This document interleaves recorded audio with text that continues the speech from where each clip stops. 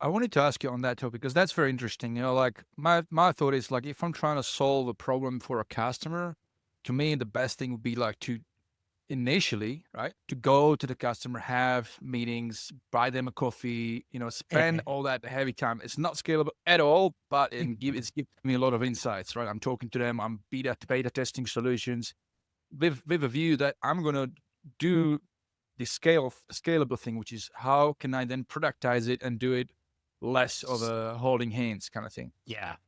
You're absolutely right. I mean, if you are creating the highest touch service, then that's exactly what you would do.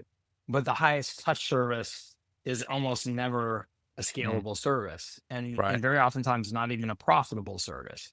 And I had to break these mindsets that I had because I loved service businesses. As an example, in college, I worked at Disney. I worked at Disney World. I did their internship program and I love everything about it, right? If you're working at Disney World, everything about it is do whatever the customer needs, the most high touch service you can possibly offer, and that feels good. And so, as a service person, that's your tendency is, oh, I need to go sit down and have coffee and build a relationship and do all those things, except for your business model doesn't support it.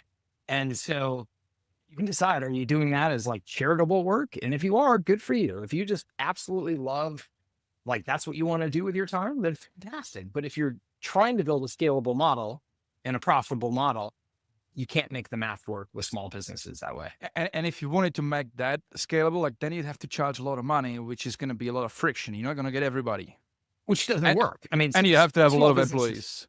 yeah, and small businesses do not support that. If you're doing that for large companies, absolutely. I mean, if you're selling to the Fortune 500, one, they have the money to pay. And two, you damn well better do all the relationship building, get all the FaceTime, take them to all the lunches because your competitors are going to if you're not.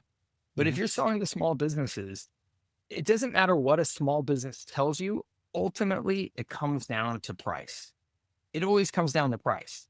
It Yeah. so if you are listening to what the small business says that they want and says what they will pay for, then of course they're going to tell you all day long, I want a personal relationship. I want somebody who's going to invest the time in me, all that. And then as soon as you say, well, that's $275 an hour, they'll no way, you're out of here. Forget it.